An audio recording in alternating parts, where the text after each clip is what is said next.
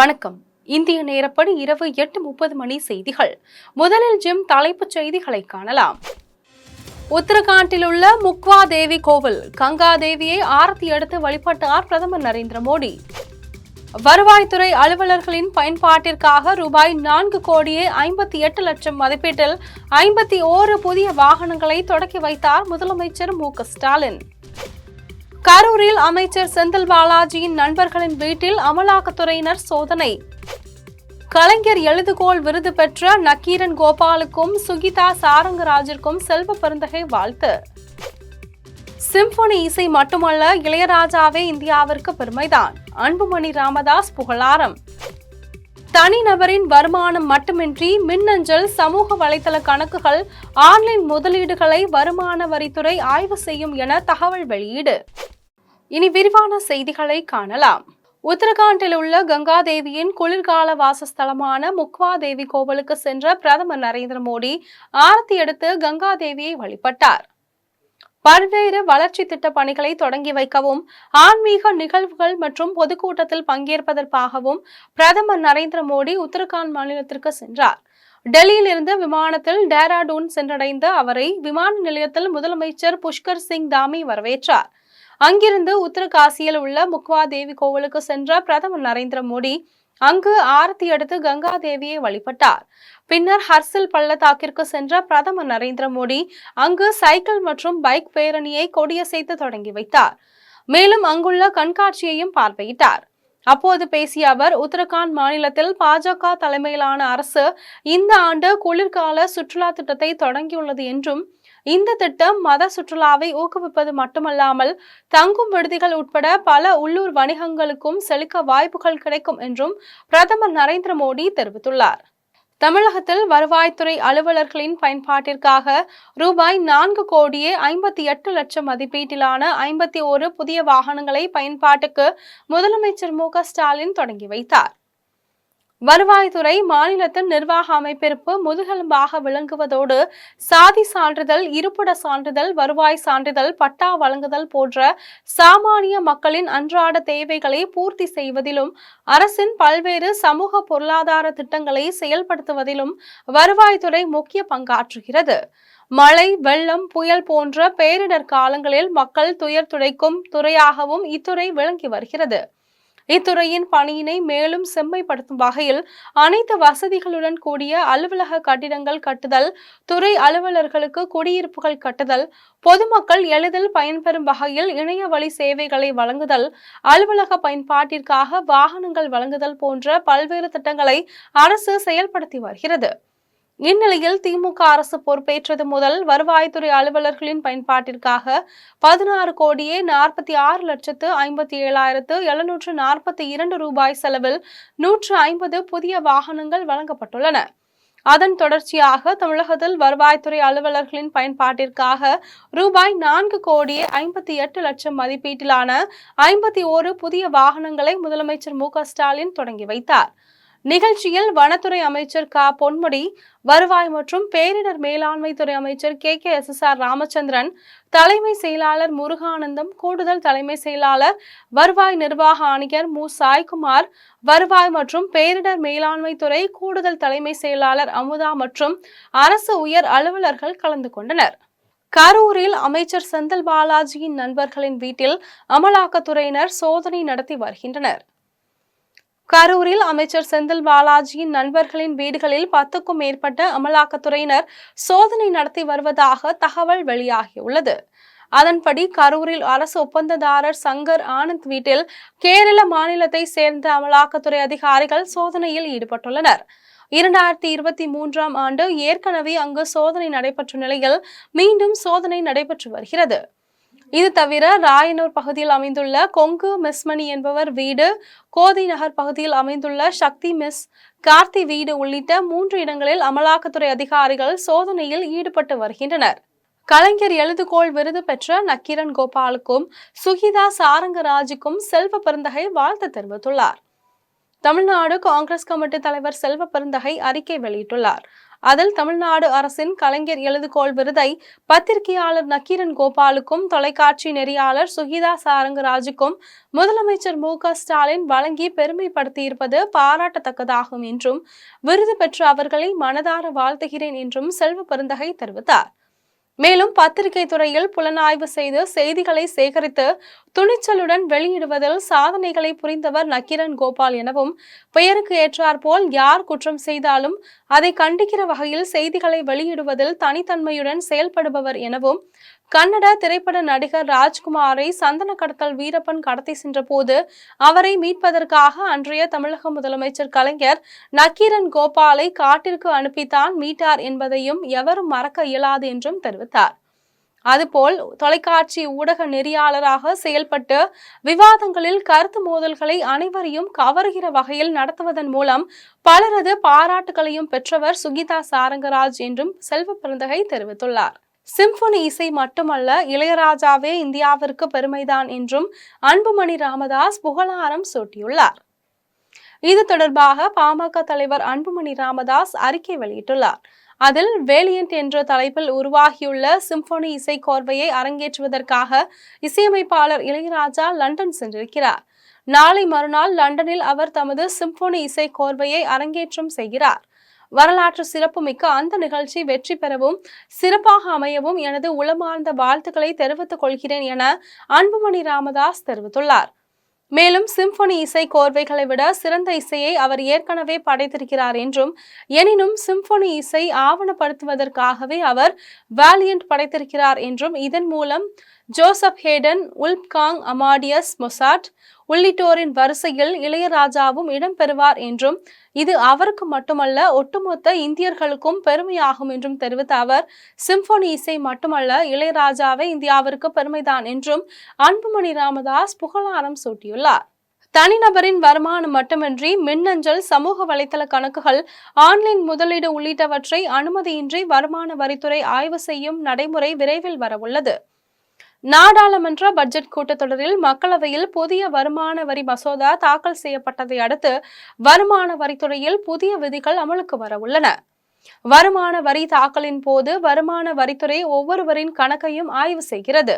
வருமான வரித்துறை ஆய்வின் போது வருமான விவரங்கள் மட்டும் ஆய்வு செய்யப்பட்ட நிலையில் இனி தனிப்பட்ட நபரின் இமெயில், சமூக வலைதள கணக்குகள், வங்கி கணக்கு விவரங்கள் உள்ளிட்டவற்றை அதிகாரிகள் ஆய்வு செய்யும் நடைமுறை அடுத்த ஆண்டு வரவுள்ளது.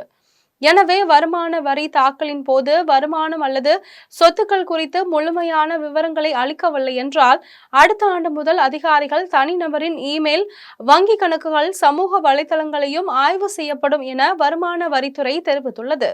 உணவு தட்டுப்பாடு என்றால் ஒவ்வொரு குடும்பத்திலும் பாதிக்கப்படுவது பெண்கள்தான் என்றும், உணவிற்காக போராடும் போது அடுத்த கட்டத்தை பற்றி சிந்திக்க முடியாது என்றும் சென்னை சேத்துப்பட்டில் நடைபெற்ற நிகழ்ச்சியில் நாடாளுமன்ற உறுப்பினர் கனிமொழி தெரிவித்துள்ளார்.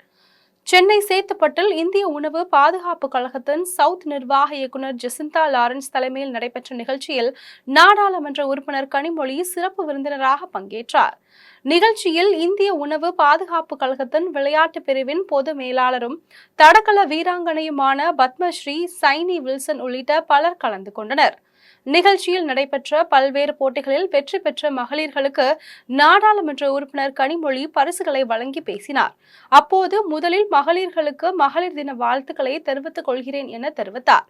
மேலும் 30% பெண்கள் உணவு கழகத்தில் பணியாற்றி வருகிறார்கள். இது அரசியல் சூழலில் இருப்பதை விட அதிகம் என்றும், மகளிர் தினம் என்பது கொண்டாட்டம் மட்டுமல்ல, பெண்களின் உரிமை பற்றியது எனவும், பெண்கள் சமநிலை தர்மத்திற்காக அவர்கள் எப்படி போராடுகிறார்கள் என்பது பற்றியும் எனவும் நாடாளுமன்ற உறுப்பினர் கனிமொழி தெரிவித்தார்.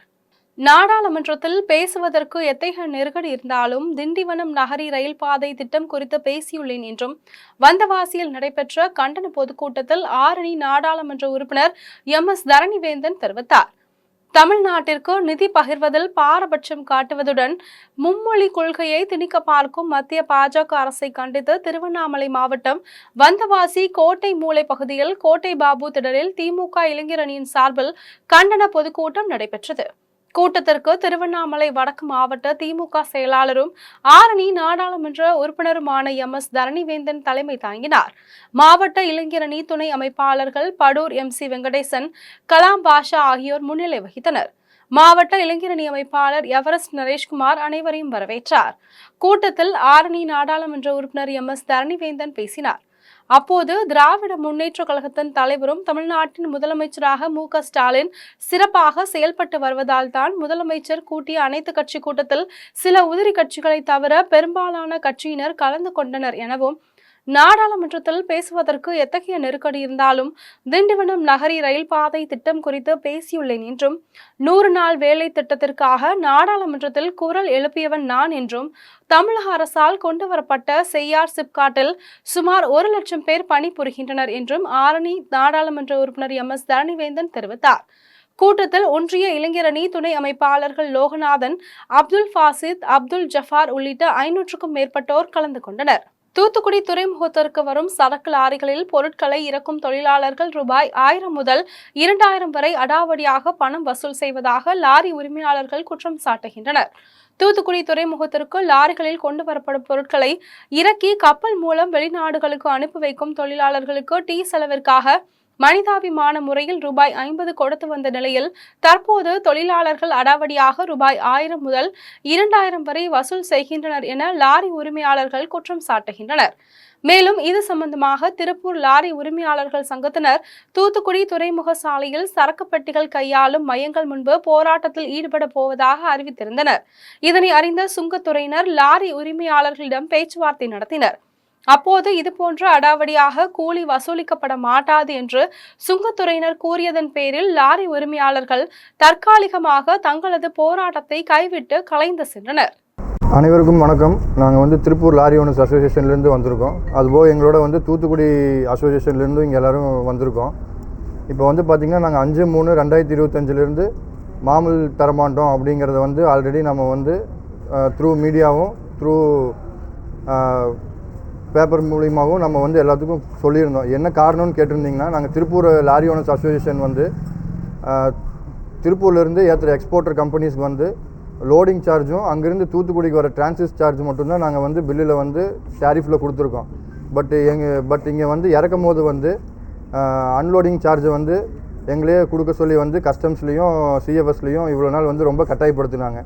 இதை நம்ம எக்ஸ்போர்ட்டருக்கும் CHAக்கும் புரிய வச்சு இன்னும் 5/3 மாமூல் தரமாட்டோன்னு சொல்லியிருந்தோம்.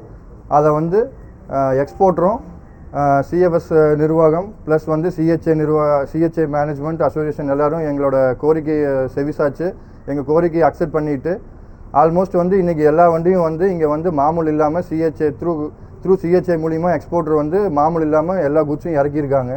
ஸோ எங்களோட கோரிக்கையை நிறைவேற்றி கொடுத்ததுக்கு CHA மற்றும் எக்ஸ்போர்ட்டர் அனைவருக்கும் நன்றி.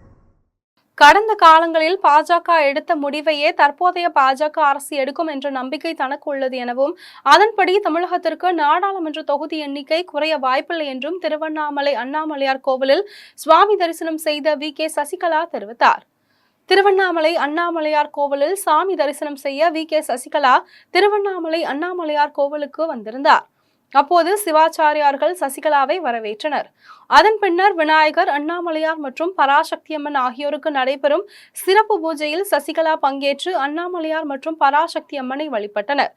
சுவாமி தரிசனம் செய்த பின்னர் VK சசிகலா செய்தியாளர்களை சந்தித்து பேசினார். அப்போது வருகின்ற ஆண்டுகளில் நாடாளுமன்ற எண்ணிக்கை குறைந்து விடுமோ என்ற பயம் தற்போது அனைத்து கட்சிகளுக்கும் வந்துவிட்டது எனவும், இருப்பினும் கடந்த காலங்களில் பாஜக எடுத்த முடிவையே தற்போது பாஜக அரசு எடுக்கும் என்ற நம்பிக்கை தனக்கு உள்ளது எனவும், அதன்படி தமிழகத்திற்கு நாடாளுமன்ற தொகுதி எண்ணிக்கை குறைய வாய்ப்பில்லை என்றும் சசிகலா தெரிவித்தார். நர்ஸு கிடையாது, அங்கேயும் பயங்கர பற்றாக்குறை. இதுல முக்கியமா ஒண்ணு நீங்க கவனிக்கணும். இப்ப வெளியில பிரைவேட்ல போய் ஒரு சாதாரண ஒரு ஏழை பெண்ணு போய் அங்க போய் பிரசவத்துக்கு போச்சுன்னா 1.5 லட்சம் ரூபாய் பணம் இல்லாம அவங்க அந்த குழந்தைய பெத்தெடுக்க முடியாது. நீங்க எல்லா மக்கள்கிட்டையும் கேட்டு பாருங்க, இதான் சொல்லுவாங்க. இதுக்குதான் நம்ம அரசாங்க ஹாஸ்பிட்டல்ல DGO, அதாவது மகப்பேறு செய்யறதுக்கு உரிய டாக்டர்ஸை அப்பாயின்மெண்ட் பண்ணியிருக்கோம். இப்ப அதெல்லாம் பண்ணவே இல்லை. அதை இந்த அரசாங்கம் செய்யணும்னு நான் கேட்டுக்கிறேன். எல்லாருடைய சார்பாகவும் தமிழ்நாட்டு மக்களுடைய சார்பா என்னோட குரல் என்னைக்கு இருக்கும். இதையும் நான் இப்ப கேட்கிறேன். மீதி இருக்கிற மாசத்துலனாலும் மேல் படிப்பு படித்த மருத்துவர்களை ஃபில்லப் பண்ணுங்க, போடுங்க, சரியான முறையில் நர்ஸுங்களை அப்பாயின்மெண்ட் பண்ணுங்க அப்படிங்கிறத இந்த முதலமைச்சருக்கு கேட்டுக்கிறேன். எல்லாபுரம் அதிமுக ஒன்றிய செயலாளரும் முன்னாள் சட்டமன்ற உறுப்பினருமான விஜயகுமார் பாஜக நிர்வாகிகள் நடத்தும் மும்மொழி கல்வி இயக்கத்திற்கு ஆதரவு தெரிவித்து கையெழுத்திட்டுள்ள சம்பவம் பரபரப்பை ஏற்படுத்தியது. திருவள்ளூர் மாவட்டம் பெரியபாளையம் அடுத்த மஞ்சங்கரணையில் பாஜக சார்பில் மும்மொழி கொள்கைக்கு ஆதரவு தெரிவிக்கும் வகையில் பொதுமக்கள் மத்தியில் கையெழுத்து இயக்கம் நடத்தப்பட்டது. பாஜக மாநில செயலாளர் ஆனந்த பிரியா தலைமையில் பாஜகவினர் வீடு வீடாக சென்று துண்டு பிரசுரங்களை வழங்கி ஆதரவு திரட்டினர். அப்போது மஞ்சங்கரணையில் வசித்து வரும் கும்மிடிப்பூண்டி முன்னாள் அதிமுக சட்டமன்ற உறுப்பினர் விஜயகுமார் காரில் வந்த நிலையில் அவரை வழிமறித்து பாஜக நிர்வாகிகள் சமக்கல்வி அனைவரது உரிமை என்ற கையெழுத்து இயக்கம் நடத்தி வருகிறோம், அதற்கு ஆதரவு தெரிவிக்க வேண்டும் என கேட்டுக்கொண்டனர். மேலும் தனியார் பள்ளியில் 3 மொழிகளை மாணவர்கள் கற்றுக்கொள்வதாகவும் அரசு பள்ளி மாணவர்களும் 3 மொழியை கற்கும் வகையில் இந்த திட்டத்தை ஆதரிக்கும் வகையில் கையெழுத்திட வேண்டும் எனவும் தெரிவித்தனர்.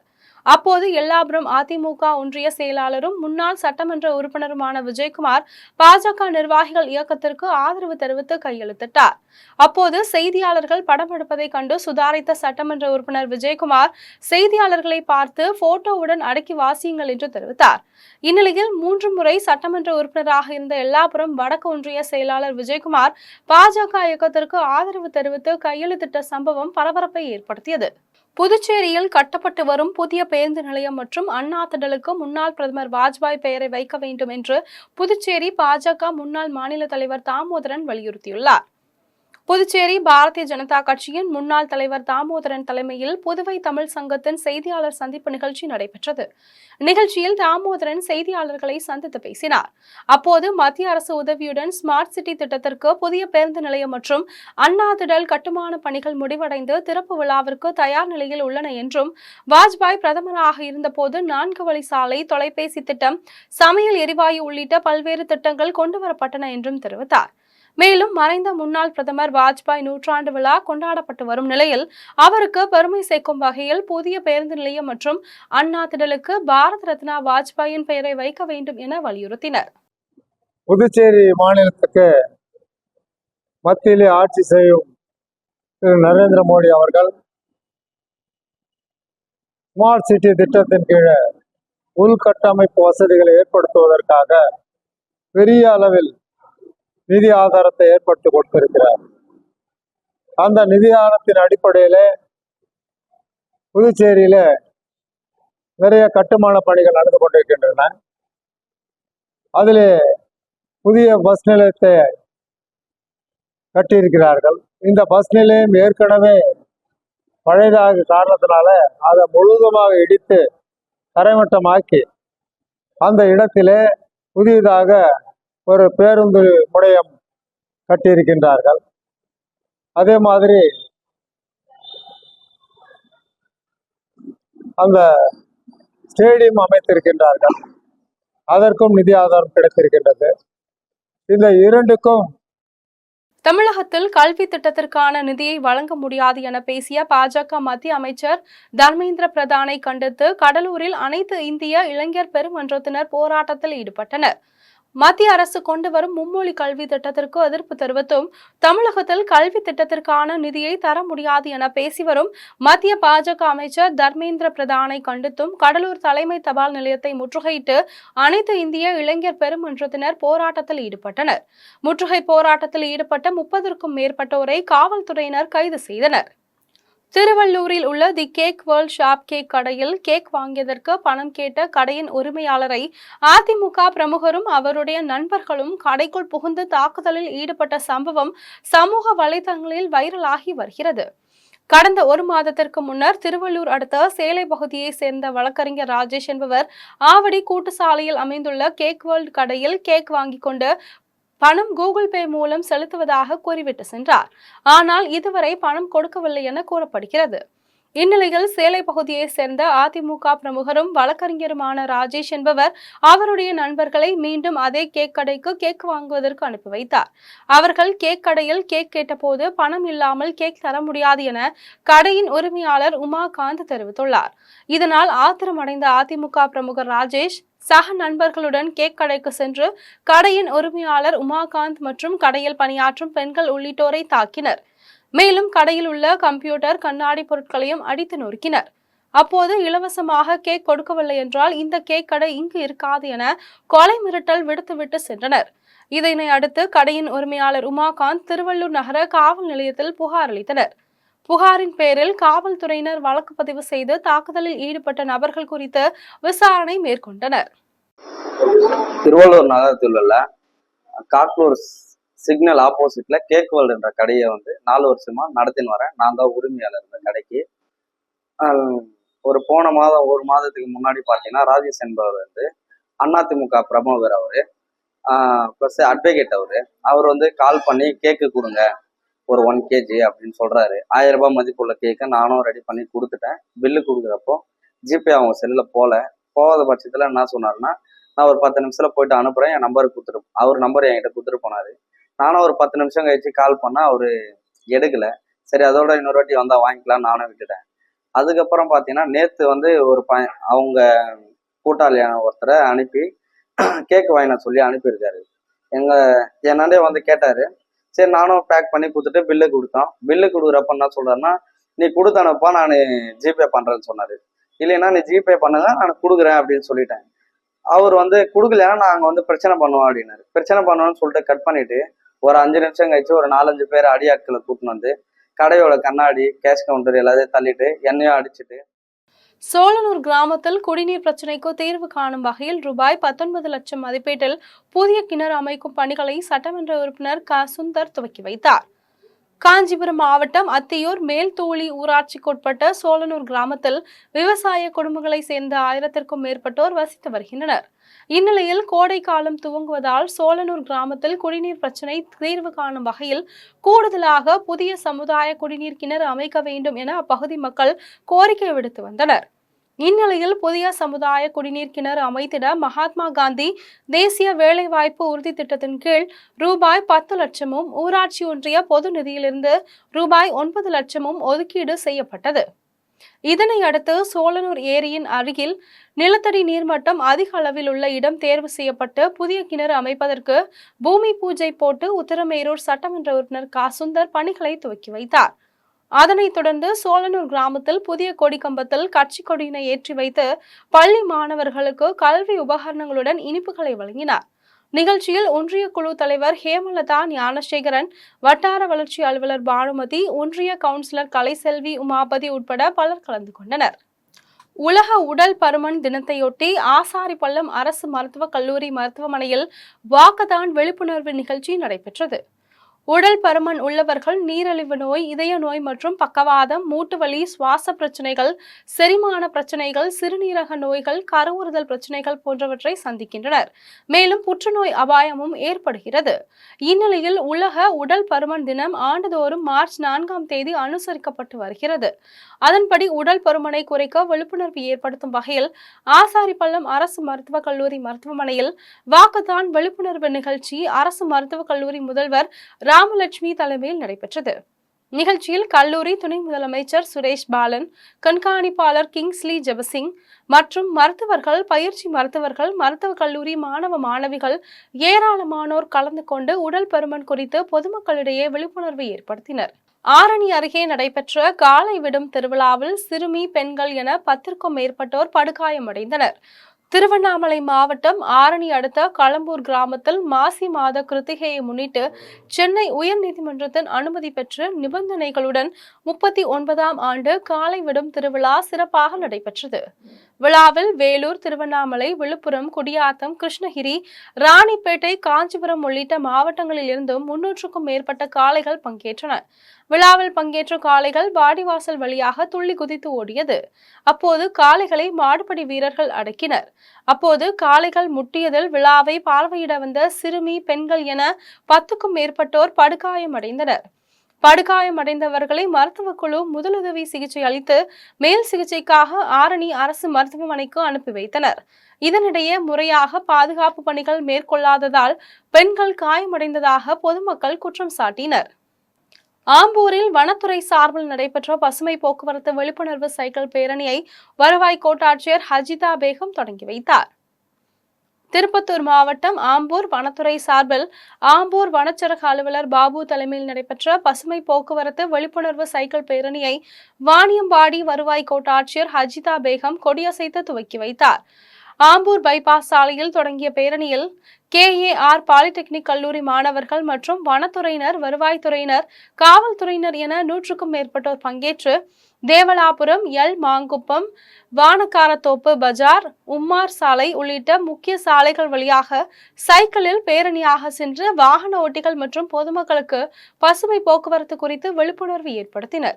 இதில் வட்டாட்சியர் ரேவதி, நகர காவல் ஆய்வாளர் ரமேஷ், பாலிடெக்னிக் கல்லூரி முதல்வர் ராஜமன்னன் உள்ளிட்ட பலர் கலந்து கொண்டனர். மத்திய தொழில் பாதுகாப்பு படை தின விழாவில் கலந்து கொள்ள மத்திய உள்துறை அமைச்சர் அமித்ஷா இன்று தனி விமானத்தில் அரக்கோணம் வருகிறார். ராணிப்பேட்டை மாவட்டம் அரக்கோணம் அருகே தக்கோலத்தில் மத்திய தொழில் பாதுகாப்பு படை பயிற்சி மையம் அமைந்துள்ளது.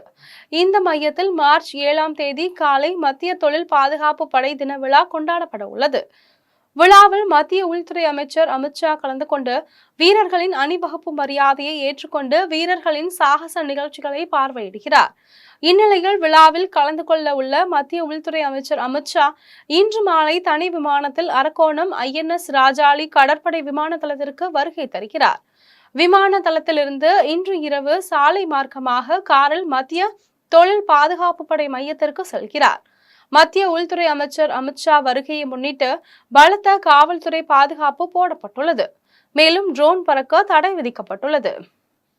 ஸ்ரீபெரும்புதூரில் ரூபாய் 2 கோடி மதிப்பீட்டில் கட்டப்பட்டுள்ள பத்திரப்பதிவு அலுவலகத்தை முதலமைச்சர் காணொலி காட்சி மூலம் திறந்து வைத்ததை அடுத்து ஸ்ரீபெரும்புதூர் நகராட்சி தலைவர் சாந்தி சதீஷ்குமார் சார்பதிவாளர் அலுவலகத்தை குத்துவிளக்கேற்றி தொடங்கி வைத்தார்.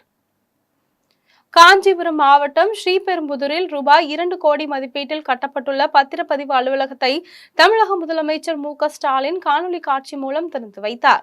அதன் எதிரொலியாக நடைபெற்ற நிகழ்ச்சியில் ஸ்ரீபெரும்புதூர் நகராட்சி தலைவர் சாந்தி சதீஷ்குமார் பங்கேற்று குத்துவிளக்கு ஏற்றி வைத்து சார்பதிவாளர் அலுவலகத்தை ரிப்பன் வெட்டி திறந்து வைத்தார்.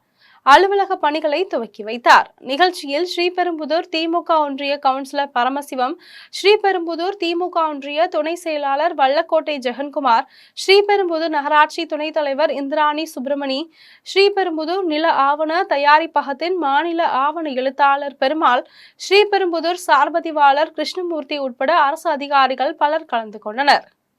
வெளிநாடுகளிலிருந்து முறைகேடாக மதுபானங்கள் இறக்குமதி செய்யப்பட்டு டாஸ்மாக் நிறுவனம் மூலம் விற்பனை செய்யப்படுவதாக எழுந்த புகாரை அடுத்து சென்னை எழும்பூரில் உள்ள தமிழ்நாடு மாநில வாணிப கழக டாஸ்மாக் தலைமை அலுவலகத்தில் அமலாக்கத்துறை அதிகாரிகள் சோதனை நடத்தினர். வெளிநாடுகளிலிருந்து முறைகேடாக மதுபானங்கள் இறக்குமதி செய்யப்பட்டு டாஸ்மாக் நிறுவனம் மூலம் விற்பனை செய்யப்படுவதாக வந்த புகாரை அடுத்து அமலாக்கத்துறையினர் சென்னை எழும்பூரில் உள்ள தமிழ்நாடு மாநில வாணிப கழகத்தின் டாஸ்மாக் தலைமை அலுவலகத்தில் மத்திய தொழில் பாதுகாப்பு படை காவலரின் பாதுகாப்போடு 10க்கும் மேற்பட்ட அமலாக்கத்துறை அதிகாரிகள் சோதனை நடத்தினர். மேலும் அமலாக்கத்துறையால் கைது செய்யப்பட்டு ஜாமீனில் வெளியே வந்துள்ள அமைச்சர் செந்தில் பாலாஜி வழக்கு தொடர்புடைய இடங்களான சென்னை, கரூர் உள்ளிட்ட பல்வேறு இடங்களிலும் அமலாக்கத்துறையினர் சோதனை நடத்தி வருகின்றனர். அதன் அடிப்படையில் டாஸ்மாக் அலுவலக அதிகாரிகளிடம் அமலாக்கத்துறையினர் சோதனை நடத்தி வருகின்றனர். மேலும் தமிழக அமைச்சரவையில் மதுவிலக்கு மற்றும் ஆயத்த தீர்ப்பை துறை அமைச்சராக உள்ள செந்தில் பாலாஜி மீது அமலாக்கத்துறையினர் புதிய வழக்கு ஒன்றினையும் பதிவு செய்திருப்பதாக தகவல் வெளியாகியுள்ளது.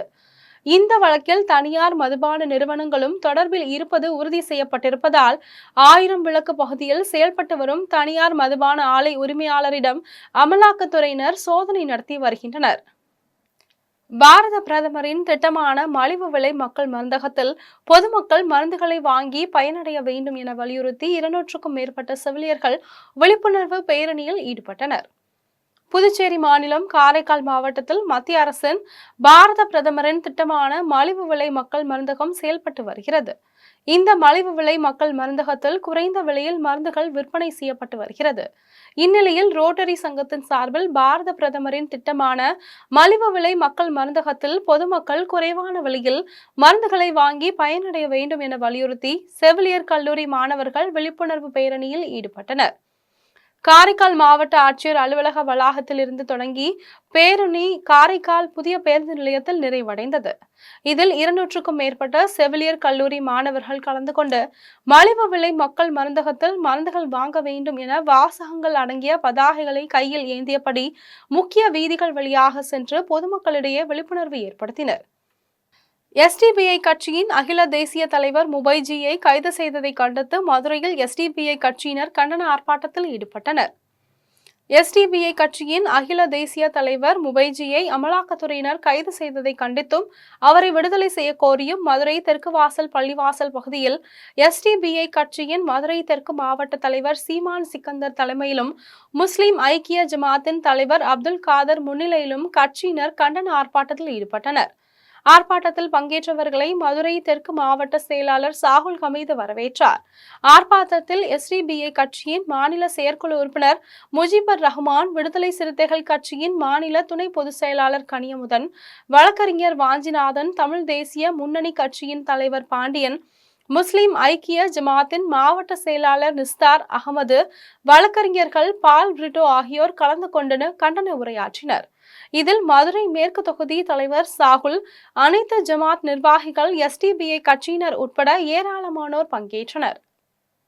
மதுரையில் எஸ்டிபி கட்சியின் சார்பாக மதுரை தெற்கு மாவட்ட தலைவர் சீமான் சிக்கந்தர் அவர்கள் தலைமையில் இன்று ஒன்றிய பாஜக அரசை கண்டித்து நடைபெறக்கூடிய ஆர்ப்பாட்டமானது எஸ்டிபி கட்சியினுடைய எங்கள் பாசமிகு தேசிய தலைவர் எம்கே பைஜி அவர்களை மத்திய பாஜக அரசு ஏவல் துறையாக வைத்திருக்கின்ற அமலாக்கல் துறை மூலமாக வருகின்ற 10ஆம் தேதி அமலாக்கத்துறை மூலமாக அமலாக்கத்துறை அதிகாரிகள் முன்னாடி ஆஜராக வேண்டும் என்று சம்மன் கொடுத்துவிட்டு நேற்று டெல்லி விமான நிலையத்தில் வைத்து அவசரமாக அவர்களை கைது செய்து ரிமாண்டு செய்திருக்கின்றார்கள். இந்த கைது நடவடிக்கை என்பது வன்மையாக கண்டிக்கத்தக்கது. பேரம்பாக்கத்தில் நடைபெற்ற திமுக வடக்கு ஒன்றிய துணை செயலாளர் எம் சின்னக்கண்ணு ஜெயந்தி தம்பதியினரின் மகன் நிவேதா ஜேம்ஸ் என்கிற ஜேம்சன் திருமண விழாவில் ஸ்ரீபெரும்புதூர் ஒன்றிய குழு தலைவர் எஸ்டி கருணாநிதி கலந்து கொண்டு மணமக்களை வாழ்த்தினார். காஞ்சிபுரம் மாவட்டம் ஸ்ரீபெரும்புதூர் அடுத்த பேரம்பாக்கத்தில் தனியார் திருமண மண்டபத்தில் திமுக வடக்கு ஒன்றிய துணை செயலாளரும் பிச்சுவாக்கம் கூட்டுறவு வங்கியின் ஓய்வு பெற்ற செயலாளருமான எம் சின்னக்கண்ணு ஜெயந்தி தம்பதியினரின் மகன் நிவேதா ஜேம்ஸ் என்கின்ற ஜேம்சன் திருமண விழா நடைபெற்றது. விழாவில் ஸ்ரீபெரும்புதூர் ஒன்றிய குழு தலைவர் எஸ்டி கருணாநிதி கலந்து கொண்டு மணமக்களை வாழ்த்தினார். அதன் பின்னர் விழாவில் எஸ்டி கருணாநிதி பேசினார். அப்போது வருகின்ற 2026ஆம் ஆண்டு சட்டமன்ற தேர்தலில் 200 தொகுதிகளில் திமுக மாபெரும் வெற்றி பெறும் எனவும், நேற்று கட்சி ஆரம்பித்தவர்கள் எல்லாம் முதலமைச்சர் பதவிக்கு கனவு கண்டு வருகிறார்கள் என்றும், அது ஒருபோதும் நடக்காது என்றும், தமிழகத்தை எப்போதுமே திமுக தான் ஆட்சி செய்யும் எனவும், தமிழக முதலமைச்சராக மு.க. ஸ்டாலின் தான் இருப்பார் எனவும் ஸ்ரீபெரும்புதூர் ஊராட்சி ஒன்றிய குழு தலைவர் எஸ்டி கருணாநிதி தெரிவித்தார். விழாவில் சிறப்பு விருந்தினராக எடையர்பாக்கம் ஊராட்சி மன்ற தலைவர் சம்பத்குமார், காஞ்சிபுரம் மாவட்ட பிரதிநிதி சர்தார் பாஷா, காஞ்சிபுரம் மாவட்ட பிரதிநிதி சிவபாலம், காஞ்சிபுரம் மாவட்ட கவுன்சிலர் பால்ராஜ், பால்நல்லூர் ஊராட்சி மன்ற தலைவர் நேரு, ஸ்ரீபெரும்புதூர் ஒன்றிய துணை செயலாளர் வல்லக்கோட்டை ஜெகன்குமார் ஆகியோர் கலந்து கொண்டு பல்லாண்டு வாழ்க என மணமக்களை வாழ்த்தினர். இதில் அரசியல் தலைவர்கள், அதிகாரிகள், உறவினர்கள் என பலர் திரளாக கலந்து கொண்டனர். ஸ்ரீவில்லிபுத்தூர் அருகே ரயில் முன் பாய்ந்து முதியவர் தற்கொலை செய்து கொண்ட சம்பவம் குறித்து ரயில்வே காவல்துறையினர் விசாரணை நடத்தி வருகின்றனர். விருதுநகர் மாவட்டம் ஸ்ரீவில்லிபுத்தூர் அடுத்த பொட்டல்பட்டி பகுதியில் வசித்து வரும் மாரியப்பன், வள்ளியம்மாள் தம்பதியினருக்கு 2 பெண் பிள்ளைகள் உள்ளனர். இவர்களுக்கு திருமணமான நிலையில் தனித்தனியாக வசித்து வருகின்றனர். இந்நிலையில் கூலி வேலை செய்து வரும் மாரியப்பன் நெஞ்சுவலி காரணமாக கடந்த 10 நாட்களாக ஸ்ரீவில்லிபுத்தூர் அரசு மருத்துவமனையில் உள் நோயாளியாக சிகிச்சை பெற்றுவிட்டு வீட்டுக்கு திரும்பினார். இதனிடையே 2 பெண் பிள்ளைகள் இருக்கும் நிலையில் தன்னை கவனிக்க ஆள் இல்லை என்றும், இதனால் தற்கொலை செய்து கொள்ளப் போவதாக அடிக்கடி தன் மனைவியிடம் தெரிவித்துள்ளார். மனைவி வேலைக்கு சென்ற நேரத்தில் மன விரக்தியில் இருந்த முதியவர் மாரியப்பன் தனது வீட்டு அருகில் உள்ள தண்டவாள பகுதிக்கு சென்று செங்கோட்டையில் இருந்து மயிலாடுதுறை சென்ற ரயில் வண்டி முன் பாய்ந்து தற்கொலை செய்து கொண்டார். இந்த சம்பவம் குறித்து இறந்தவரின் மனைவி வள்ளியம்மாள் கொடுத்த புகாரின் அடிப்படையில் ரயில்வே இருப்பு பாதை காவல்துறையினர் முதியவர் உடலை மீட்டு ஸ்ரீவில்லிபுத்தூர் அரசு மருத்துவமனைக்கு பிரேத பரிசோதனைக்காக அனுப்பி வைத்தனர். மேலும் வழக்கு பதிவு செய்து விசாரணை மேற்கொண்டனர். மீண்டும் ஜெம் தலைப்புச் செய்திகள்.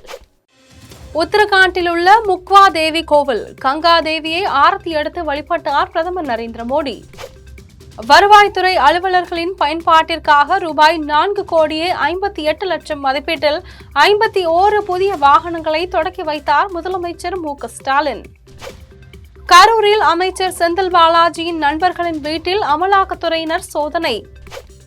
கலைஞர் எழுதுகோள் விருது பெற்ற நக்கீரன் கோபாலுக்கும் சுகிதா சாரங்கராஜிற்கும் செல்வ பெருந்தகை வாழ்த்து. சிம்பொனி இசை மட்டுமல்ல, இளையராஜாவே இந்தியாவிற்கு பெருமைதான். அன்புமணி ராமதாஸ் புகழாரம்.